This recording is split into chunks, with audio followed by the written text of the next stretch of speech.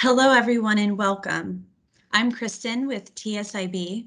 Here we are at TSIB's Construction Risk Management Seminar, Day 4. We are so excited to be here with you. I'm going to introduce our speaker in a moment, but first, a couple of housekeeping notes. This session is pre-recorded, but we will have a live Q&A at the end. We ask that you stay on mute and off camera during the entire session. Jeremy and Vince are here with us today. So if you have any questions, you can post them in the chat feature located at the top right of your screen. Jeremy will also be chatting with us during the presentation. So as you're watching the video, you can post anything in the chat. But again, we will have plenty of time at the end for questions. This session, including the Q&A, will be available on demand on TSIB's YouTube channel. Lastly, the material covered during this session presentation is for informational purposes only. It should not be construed as legal advice, and it is highly recommended you contact your attorney for any legal advice. So without any further ado, I'm going to introduce our speaker, Jeremy Pendergast, and he is presenting Understanding the Surety Claims Process. We are so excited to have you here with us. Why don't you say a quick hello to everyone, and we will get started.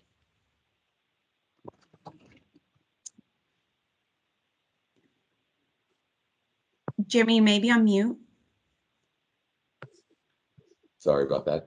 Hello, everybody. Thank you for joining. I hope you enjoy the recording and take full advantage of having Vince Maceo available to us for the Q&A afterwards. Great. We look forward to talking with you. Talk to you in a bit.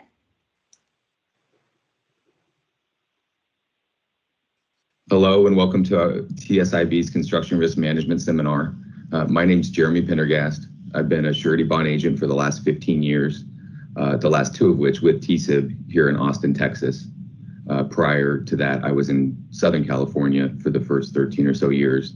I still have a good concentration of business there and have been tasked with expanding our business here in Texas on a going forward basis and have really enjoyed it.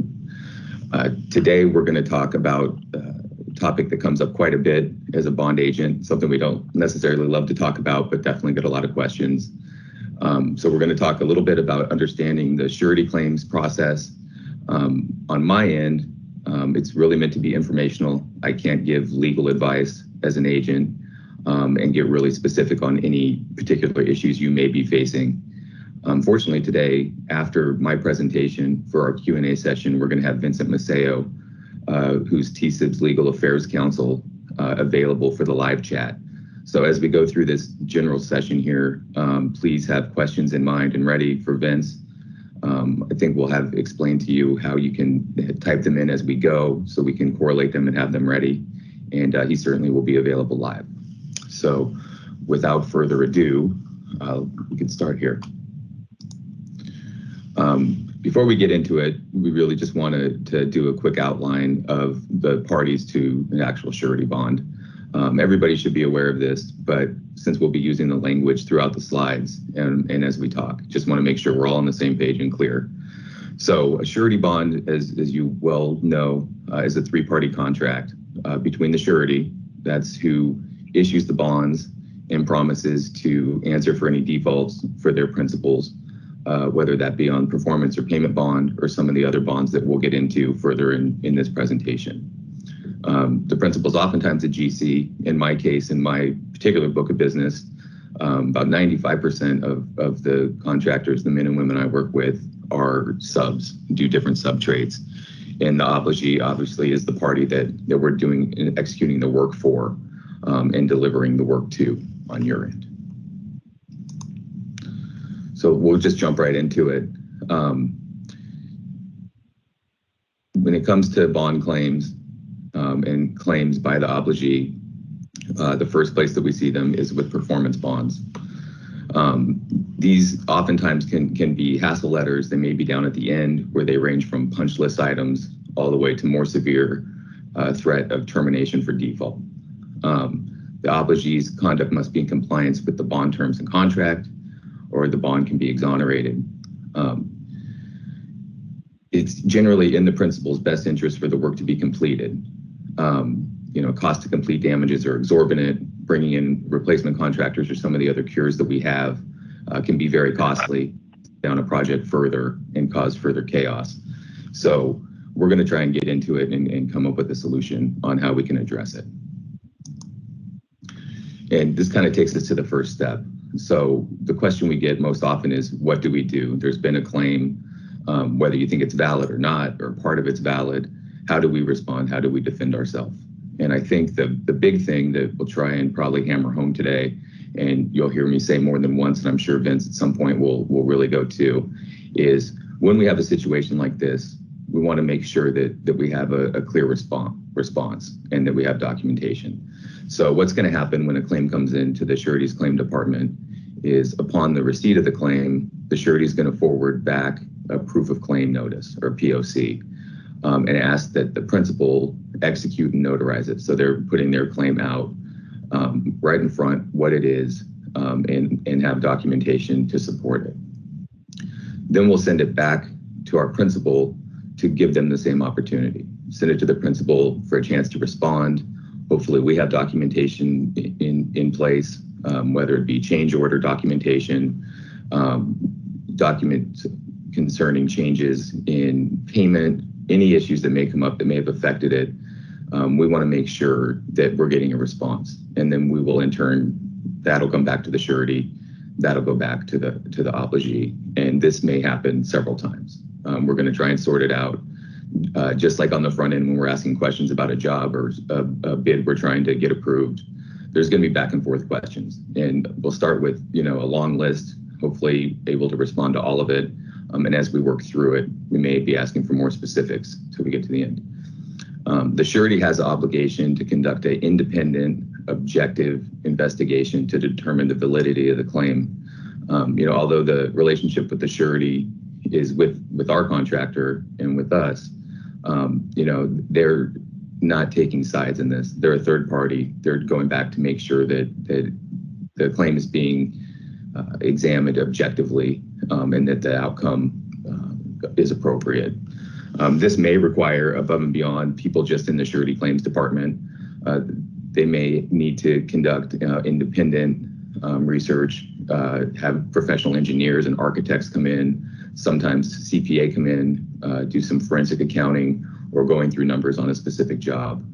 And they're going to take all of the information they get from these outside sources to make the ultimate decision. And ultimately, it is the surety's decision on whether the claim is paid, how the claim is handled, and what the response will be. Part of the reason that the documentation is so important and getting the proof of claim in is because the surety is, from the time they receive the original notice, they have a time frame, and the language may be in the bond, it may be dictated by state or federal statute or other requirements. So time is of the essence. What we see a lot is we see people who have a claim come in against their bond, are absolutely adamant that they're in the right. And so rather than immediately responding and sending in the information, they let it go.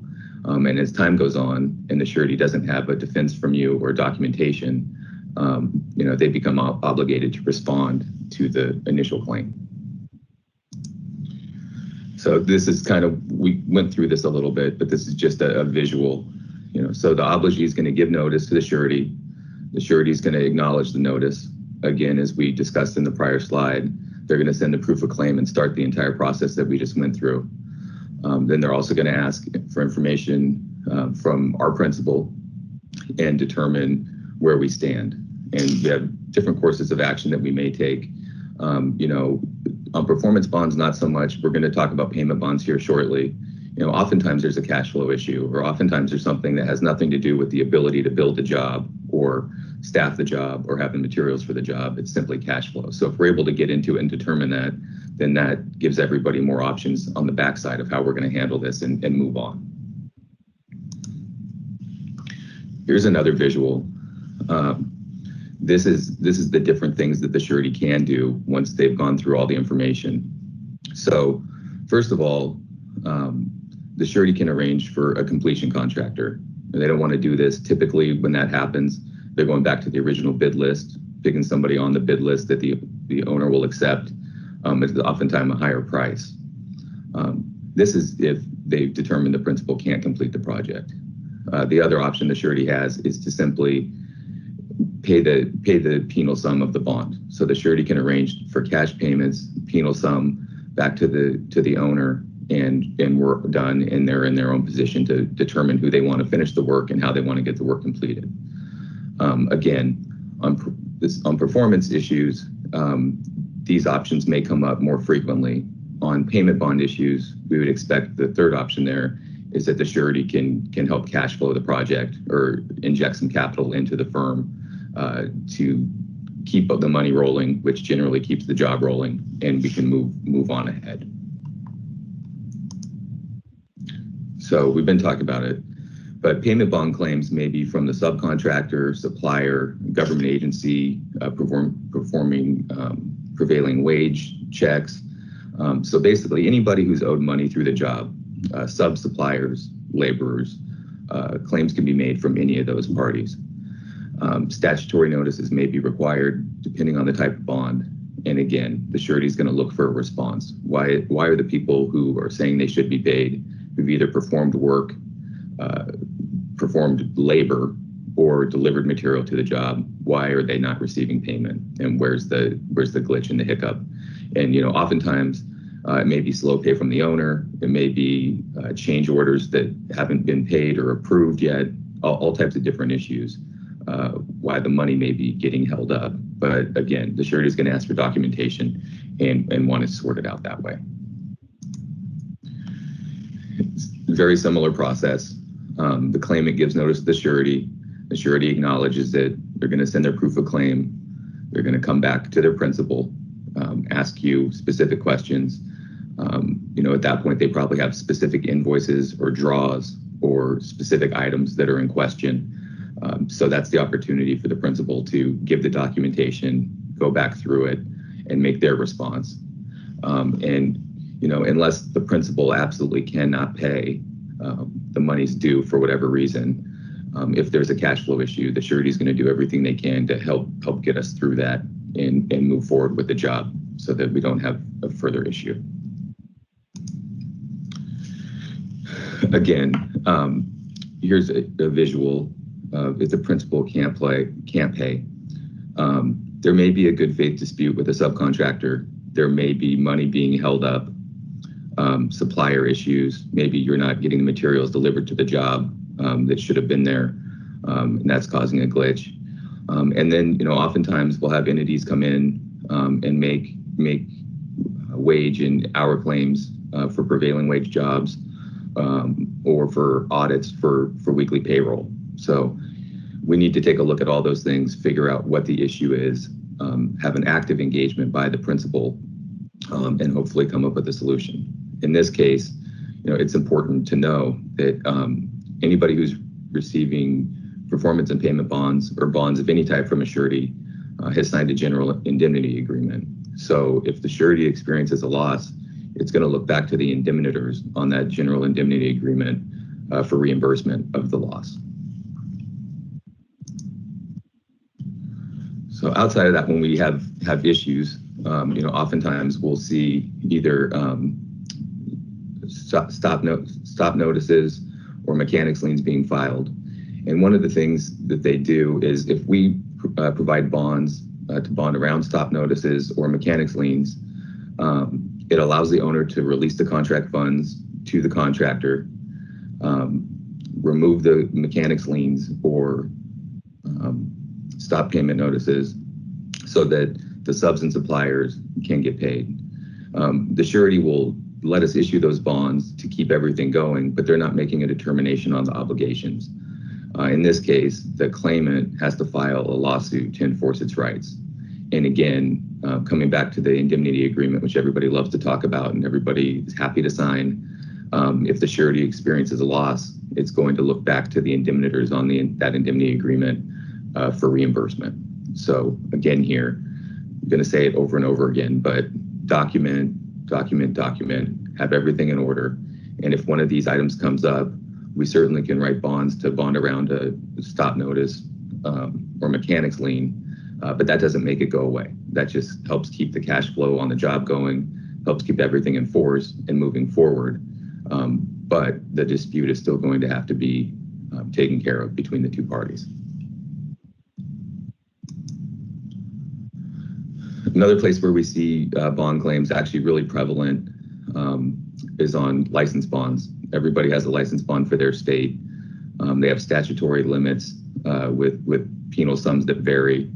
The example we put here is California. That's currently a $15,000 penal sum. Although we see lots of claims on the license bonds, they are very difficult to enforce. And so the claimant must show a violation of the contractor's state license law, not a mere breach of contract or a payment issue. It has to really be a violation, and they have to have hard documentation. It's a very difficult standard for recovery, even though the penal sums are limited. There's a very high quality of information and documentation that has to be provided. Again, if we get to the point where the surety experiences a loss on one of these license bonds, they're going to come back to the original indemnitors who signed the indemnity agreement at the beginning and come back personally for reimbursement. So that takes us into some of these things when it hasn't been settled, where there's still issues outstanding, and we get into litigation. If a claim has been denied, or where a lawsuit is required to enforce the claim on a statutory bond, the surety will require its principal to provide legal representation. When this happens, the principal retains the competent counsel who represents both the principal and the surety jointly. In all instances here, the surety expects that the principal will save and hold the surety harmless from any costs, expenses, or losses, and cooperate all the way through until a determination has been made onto the validity of the claims and it's worked through the legal process.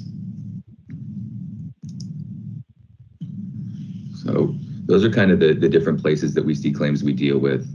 As we went through, the most common thing we deal with is not performance bond claims, rather payment bond claims. And as we said, it's not uncommon. So if we get a claim or somebody tells you they're going to make a claim because there's a dispute, address it. Talk to your underwriter, talk to your agent, make sure everybody's on the same page. Oftentimes claims are made as a tactic, either to get the subcontractor or general contractor by the owner to do additional work, to take on additional scope of responsibility, any number of things, or over a dispute that they're not happy with how it's being handled on a cost standpoint with a subcontractor. Sometimes they think that if a claim is made, again, this is not legal representation, but if a claim is made, that magically they're going to get the additional dollars that they're looking for, which they may or may not be entitled to. So address each claim as it comes, send the documentation, communicate with your agent and underwriter, and get it addressed. If it gets to the point where it is in the claims department, communicate with the surety's claims handler. One of the frustrating things as an agent and even your day-to-day underwriter that we most frequently deal with is at the beginning when there's a claim made or a letter written for a potential default or whatever the issue may be. If we're involved in that process on the beginning, the people that you have FaceTime with and that you have relationships with, which is ideally your agent and the underwriter, if we get involved at the beginning, we can get the documentation and oftentimes, close out the claim file before it ever picks up any steam. So communicate. If it gets beyond the initial stages where the agent and the underwriter are able to help you through it, then there is going to be a claims handler assigned by the surety. And if you get to that point, again, it's vital that you communicate with them, you take their calls, you return their emails, you send the documentation that they need so that we can get through this. The deadlines, again, vary by the bond form, by the different jurisdictions. But when a surety receives a claim notice, there is a specific amount of time that they have to respond. It varies on time, but on our end, the faster we can address it and move on for the agent, the underwriter, and the contractor, the better the outcome is going to be, and we can get it on with normal business. surety asks you to respond directly to the claimant, which in some cases they will do. It's imperative that you do that ASAP.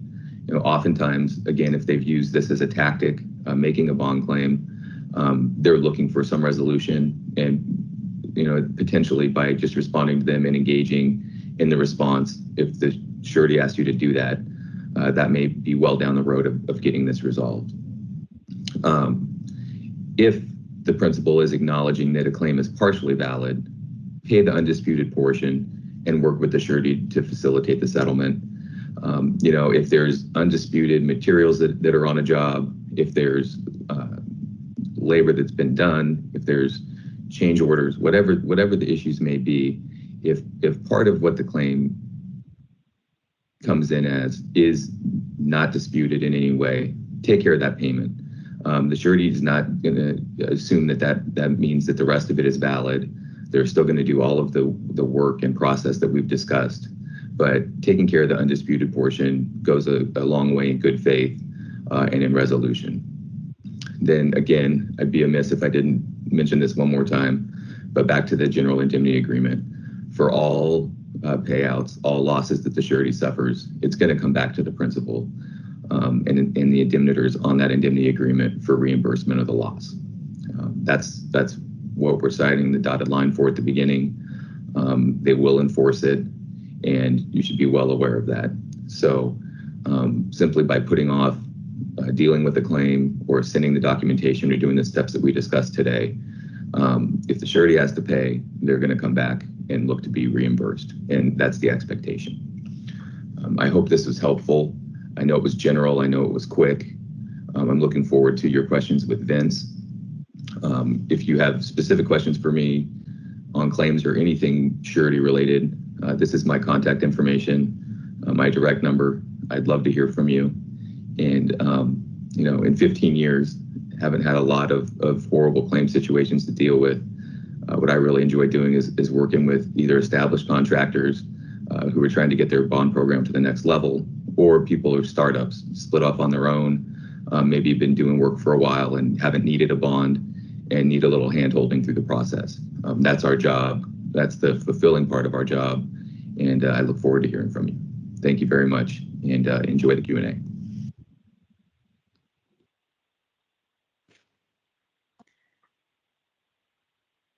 Great. Thank you so much, Jeremy. That was a great presentation. It was very informative. So now we're going to open up our Q&A portion. As a reminder to our audience members, you can post your questions in the chat feature located at the top right of your screen. So I saw that we have a few come in.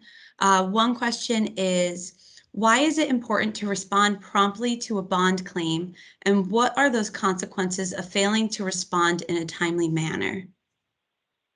Hi, I'm Vince Massey with TSIB.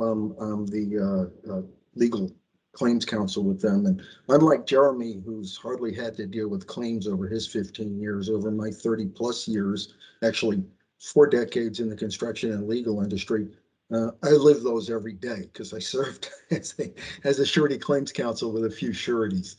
So I'm very familiar with the surety claims process. Getting back to your question, Kristen, sureties are a regulated industry. They're licensed with each jurisdiction's Department of Insurance, and that typically sets the time frame that they need to respond in, as Jeremy said. Sometimes that's controlled also by the bond language. If it's a federal project, it's controlled by the Mill or Act. So it's important for the principal to get that information back to the surety so the surety can respond within that time frame. Any defense that the principal has, the surety is entitled to use. So that's why it's very important from the time a claim's filed that the principal get back to the surety. As far as the consequences, as I said, the surety is permitted to use any kind of legitimate defense that the principal has to a claim. But if the time period expires, the surety is no longer able to raise those defenses, even if they're legitimate. So what happens in that case, the surety has to deem the claim 100% valid. And the principal therefore must satisfy that claim dollar for dollar, 100%. Or if the principal doesn't, then the surety has to satisfy that claim. And in that case, then the surety will look for reimbursement to the principal or the principal's indemnitors under the indemnity agreement, as Jeremy mentioned in his presentation. Great. That was helpful. We have another question. Vince, I think this one might be for up your alley as well. Does the receipt by the principal of a bond claim preclude it from attempting to resolve the issue directly with the claimant?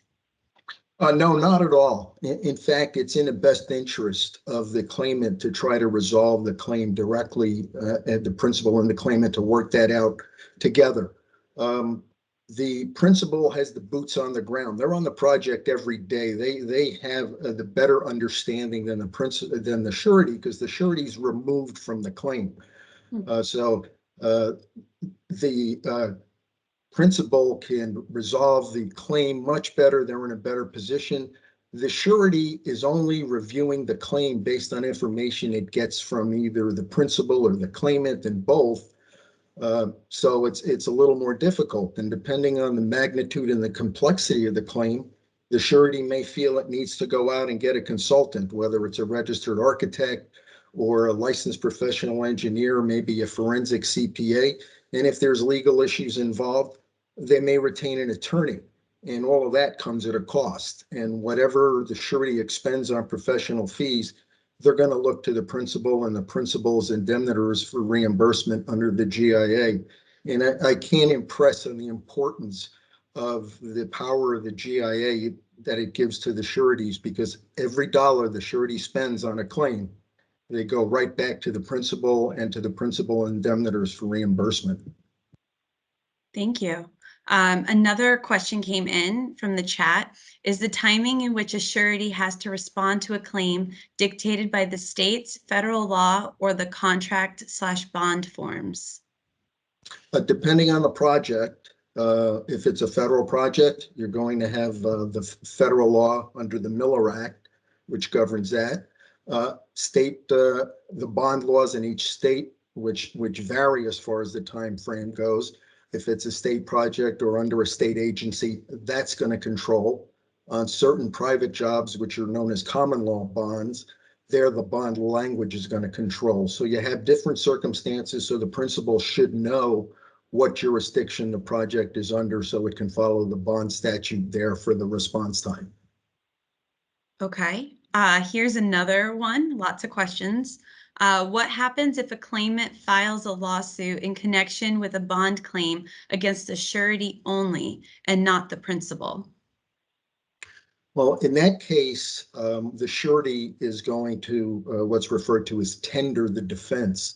They're going to look to its principal to defend it in the litigation. So they're asking for the claimant for the claim. They're going to be asking their principal to hire an attorney to defend the surety. That'll be the same situation if both the principal and the surety are sued in the same litigation.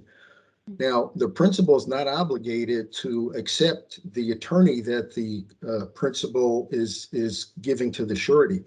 That could be reasons where the surety, after it looked into that attorney, finds out that they really don't have experience or expertise in surety. And in that case, what happens is the surety will go out and retain its own counsel to defend it. And the cost of that's going to be reimbursed by the principal or the principal's indemnitor. So in a case like that, where the surety goes out, retains its own counsel, the principal is actually paying for two attorneys in that case. So it's important when the principal tenders an attorney to the surety, they find an attorney that has surety experience and expertise. Another question that came in is, what information does a surety typically expect to receive from its principal in response to a performance or payment bond claim? Okay, I'll start with the performance bond claim. There are times where an owner may raise a claim saying that the principal is behind schedule on the project. Now, there may be a lot of reasons and defenses the principal may have. One of them is non-payment by the owner.